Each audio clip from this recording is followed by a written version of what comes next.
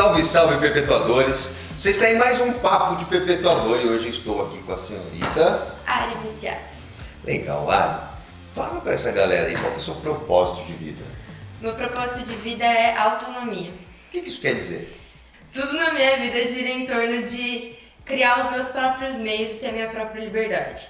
Mas com emoção, o que isso significa pra você? Significa fazer as coisas do jeito que eu acho que vai funcionar. Do jeito que não depender de pessoas ou de coisas para fazer aquilo acontecer, sabe? Ou seja, entrando no meu core, que é o autodidata, que é a pessoa que aprende por conta própria justamente para não depender do conhecimento de outras pessoas ou da vontade de outras pessoas de ensinar. E a partir daí, linka com o meu propósito de vida no sentido de que eu sou assim. No sentido de que o meu core primeiro veio para mim. Legal. Bom, vocês que acompanham o Papo de Perpetuador, só reconectando, tá? Qualquer empresa humanizada começa com um propósito de vida. Mas não um propósito de vida romântico, que Deus falou para mim que seria isso. Mas quando você identifica ao longo da sua jornada o que de fato te tornou extraordinário, no que você é extraordinário, extraordinária. E a partir da definição, a opção por um propósito de vida, você consegue parir o core business, que é o propósito do seu negócio. Tá? Então, por que a gente está falando isso? Porque a gente está falando da origem do negócio da Ari, que é o seu propósito de vida. E esse seu propósito de vida, Ari, ele é o núcleo do core business do seu negócio, é isso? Uhum. Legal. E qual que é o core business, o propósito do seu negócio? Autodidata. Para quê? Para dar essa autonomia para as pessoas de aprenderem as coisas por conta, de não depender de pessoas ou instituições e ter a própria opinião a partir do conhecimento, a partir de você ter a liberdade de aprender as coisas sozinho. Legal. Mas vamos levar em consideração o papo que a gente estava discutindo agora há pouco. Veja, para ser autodidata, ou ter autonomia, a pessoa tem que ter autoconfiança, né? E o que significa autoconfiança para você? Cara, a gente entrou ali numa brisa de... A palavra confiar, né? O sentido, a etimologia da palavra confiar é você entregar a responsabilidade de um trabalho. No caso, a autoconfiança, entregar a você a responsabilidade de um trabalho. Isso é confiar. E aí a gente entrou no contexto de que, além do confiar, você vai precisar apostar. Porque não adianta você acreditar que vai dar certo se você não medir aquilo, não olhar a todo momento, né? Fazer o PDCA e apostar de fato em você, colocar ali, lidar com as consequências. Massa. Agora sim, de uma forma solta, né? E vamos tentar trazer para a prática. O que a gente estava discutindo aqui primeiro, tá? Entra aí, assina o canal e ativa o sininho. E se inscreve no meu canal também, Ari Viciato, no Legal. YouTube. Vai estar na descrição do vídeo aqui, tá? Segue lá a Ari. É incrível o que ela faz, mas tira a prova real, você vai lá. Mas veja, o que acontece com a gente? Por que a autoconfiança é algo que parece tão intangível, inalcançável? Porque a gente confia. A autoconfiança parece que é confiar em si mesmo, né? Mas, poxa, a vida inteira você vem tentando confiar em si mesmo e vem se frustrando com isso. Então, se eu confiei e me frustrei, gera uma memória, né? Memória é fruto de repetição, mais impacto emocional positivo ou negativo. Mas a gente sabe que diante do nosso instinto de preservação, o impacto negativo, ele marca mais. Então você confiou em você e deu errado, você se frustra logo, instintivamente esse camarada aqui vai falar para você o seguinte, cara, não faz isso de novo, não dá para confiar em si mesmo. E aí quando muda esse prisma, pela interpretação inclusive da área aqui, poxa, peraí, então eu não posso confiar em mim mesmo. E de fato você não pode, eu não posso, nós não somos confiáveis. Quantas vezes você confiou que você acordaria em um dado horário e não acordou? Quantas vezes você confiou que chegaria em tal lugar e você não chegou? Por quê? Nós confiamos, a gente negligencia o fato de haver risco. A gente ignora o risco, porque eu confio, vai dar tudo certo.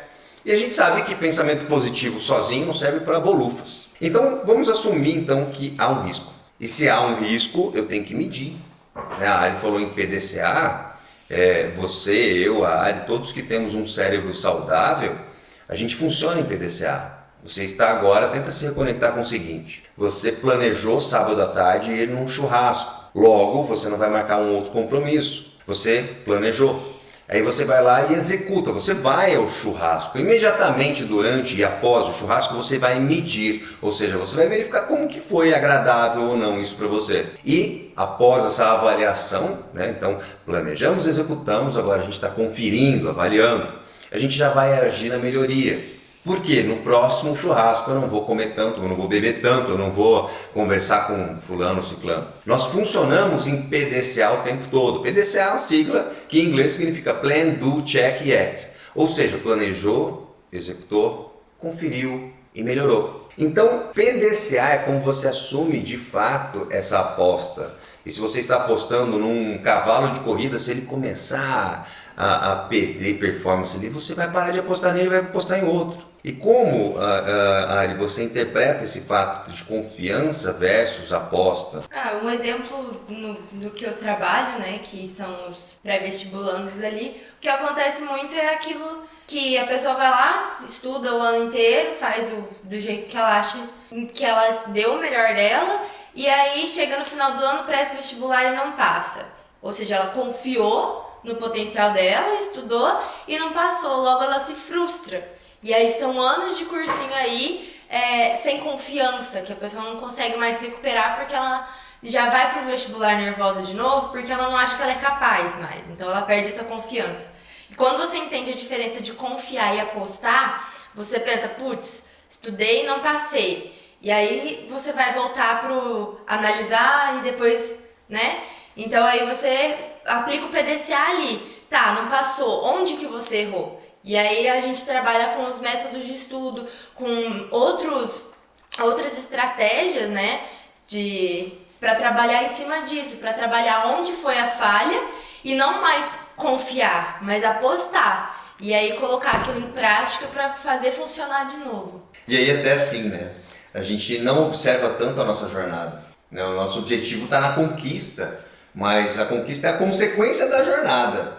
Quando a gente adota PDCA, planejar, executar, conferir e melhorar, na jornada, você não vai esperar chegar o resultado do vestibular para ver o que você errou. A aposta, ela é contínua, ela é durante a sua jornada, a experienciação. Ou seja, essa semana ou hoje, como foi meu estudo, planejei que ia estudar, estudei, eu vou checar. E é até interessante que o método da Ari te entrega justamente isso. Como você planeja, o método para você executar, o método para você conferir, e já também faz parte do método como você vai melhorar. Isso é embasado na jornada de uma senhorita que é autodidata. Falo isso com profundidade de conhecimento. Faz sentido, Ari? Uhum. E é incrível. Tipo, a gente tem um excesso de zelo, né? De receio de falar de si mesmo. Mas eu posso falar de você, que é autodidata de fato, e aprendo com essa menina aqui. Então, nesse contexto de você não esperar virar a jornada para entender o que deu errado, como você aborda isso daí no seu método, Ari? Envolve todo um contexto, né? Porque as pessoas pensam que o vestibular é uma prova, e não é uma prova, é que nem uma maratona não é uma corrida. Envolve desde a preparação psicológica, da preparação de estratégia de estudo, da preparação do seu contexto de vida, porque o que acontece pra caramba é que a pessoa pensa que ela chegou ali na preparação pro vestibular e ela precisa esquecer do resto da vida. E aí toda essa metodologia envolve desde do lazer da pessoa, da atividade física, da alimentação, engloba tudo para preparar um contexto de vida e tipo a pessoa não bitolar em estudar, porque estudar não é o suficiente. Se estudar fosse o suficiente, você precisava decorar uma apostila para resolver o vestibular. E envolve toda a resistência, toda a preparação psicológica, vai muito além. Que massa! E trazendo para a perpetuação de negócios, a gente usa neurobusiness, o uso das neurociências com as inteligências de negócios. Mas olha que interessante, a Ari ela tem um diferencial competitivo único, o seu core business, autodidata. Ah, mas o meu também mas você não entrega como ela também não entrega como você entrega. E dentro disso, ela acabou de criar um oceano azul. Ninguém faz, ninguém entrega o que ela entrega, como ela entrega isso daí, no que isso se transforma em resultado na mão das pessoas. E a metodologia que você vem validando, aprovando, você vem fazendo o PDCA há algum tempo. Mudando, né? Melhorando. e as pessoas saem do seu método com a capacidade e autonomia, autodidata, o que eles dizem no final? Primeiro de tudo muda a questão de confiança, né? Que a gente estava falando, porque além do apostar, a pessoa ela já se sente mais segura de si. Então isso já é uma coisa que vai além, porque vai além do vestibular. Fora toda a preparação de para quê, né? Do para quê, que tanto que a gente busca de encontrar o seu propósito. Então todo esse trabalho muda até o rumo que a pessoa vai fazer. Porque não é um simples estudar para entrar numa faculdade, mas o que você quer fazer com isso, sabe? Porque o conceito do autodidata é que todo mundo é autodidata para aprender aquilo que ama. Só falta encontrar aquilo que ama. E aí todo o resto é fazer o que tem que ser feito para chegar onde você quer chegar. Legal. E descobrir isso, essa jornada de autoconhecimento é o que mais transforma. E aí, no processo de perpetuação de negócio, quando você identifica o maior diferencial competitivo, isso deixa de ser um diferencial competitivo e passa a ser uma obrigação. Porque imagina o seguinte, ela passou por uma jornada de se desvencilhar do meio, de contrapor o sistema de ensino, para entender que ela tinha autonomia, que é o seu propósito de vida, ela busca autonomia ao longo de toda a sua jornada desde a infância. Quando ela identificou isso, vê se é coerente com o que eu estou falando, Ari. Ela falou, putz, ninguém faz isso. Entretanto, pessoas precisam disso. Então, diferenciação competitiva, o seu diferencial competitivo, não é aquilo que você tem de vantagem, mas aquilo que te gerou obrigação, como diria o famoso filósofo Tio Ben, com grandes poderes vem grandes responsabilidades. E como você encara essa grande responsabilidade com o mundo? Como que foi a mudança da chavinha? Quando você... Eu estou perguntando isso porque eu acompanho a jornada da área. Quando você identificou que, putz, isso aqui não é só o propósito meu de vida e o propósito do negócio, não é um diferencial competitivo. E aí você acabou se desvencilhando de todo o meio, né? Você se desvencilhou de receios, escrúpulos, e assumiu essa responsabilidade porque, como que é? Quando você sente as pessoas, eles precisam disso, como você sente? No começo foi uma mudança que... É aquilo que a gente fala muito de você ser o seu core ser você ontem, sabe? Você querer passar para as pessoas amanhã o que você era ontem. E eu saí da faculdade eu saí do ensino médio querendo ser alguém.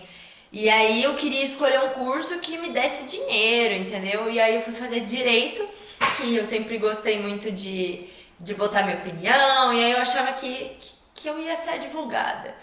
E aí eu entrei na faculdade porque eu queria bancar ali a advogada fodona, queria ganhar muito dinheiro. E aí no meio do caminho, né, conhecendo esse louco aqui, eu acabei percebendo que a minha paixão nunca foi o direito em si. Eu me dava bem na faculdade justamente porque eu amava o aprendizado, porque eu queria saber das coisas que estavam à minha volta, e eu percebi que nesse meio do caminho eu desenvolvi esses métodos para aprender de fato, para não precisar várias vezes voltar e estudar a mesma coisa porque você não absorveu, ou estudar na base do ódio, que é uma coisa que acontece com muita gente. E quando você descobre a magia do quanto é prazeroso aprender, isso deixa de ser um peso e você não vê mais um bando de adolescentes estudando por obrigação e acabando com o psicológico, com a saúde mental. E aí, nesse meio do caminho, eu falei, cara, isso é muito real e isso precisa muito, sabe? As pessoas precisam muito ouvir isso. E eu fazia isso com os meus amigos, assim, dentro do meu contexto, e isso mudava eles, sabe? E aí eu não tinha coragem de botar a cara a tapa na internet e passar vergonha, mas eu falei, cara, não é mais sobre mim, sabe? É sobre aquilo que as pessoas precisam. E aí eu fui perdendo a vergonha aí pra falar o que eu tinha pra falar. E muita gente quis ouvir, sabe? E não é só sobre as pessoas quererem ouvir, mas é sobre a minha autorrealização e sobre tentar mudar quem quer mudar, quem quer ouvir. Que massa! E aí a gente cria a ideia de que, putz, eu tenho que perder a vergonha. Perder a vergonha é a consequência de uma conexão íntima com algo que quebra todos os receios e escrúpulos de você ser quem você quer ser. Coerente, né? Uhum. Então, poxa, eu vou perder a vergonha. Pra quê? Perder a vergonha pra quê? Não, peraí. Ali é a consequência. A causa é você identificar algo que faz a sua vida valer a pena. Então, as suas considerações finais para essa galera que te segue aí, Ari. Que te segue, né? Que nos segue, então. Se não segue, então segue. Sobre aprendizagem, se você não tem gosto por aprender alguma coisa ainda, vai experimentar, vai se descobrir. E se você já encontrou, confie no seu potencial, dê o seu melhor nas condições que você tem e crie condições para ser melhor amanhã. Porque todo dia é uma constante evolução e vencer a si mesmo é o maior desafio. Confie ou aposte? Aposte. Galera, isso daí. Valeu, Mari. E olha só, essa é uma perpetuadora de negócios. Então, o que te peço? Que baixe a arrogância cognitiva de julgar se isso aqui é coerente, não é coerente, e experimente. Você vai ver que muita coisa vai se transformar em realidade na sua vida. Grande abraço para vocês e até o próximo Papo de Perpetuador. Até mais, gente!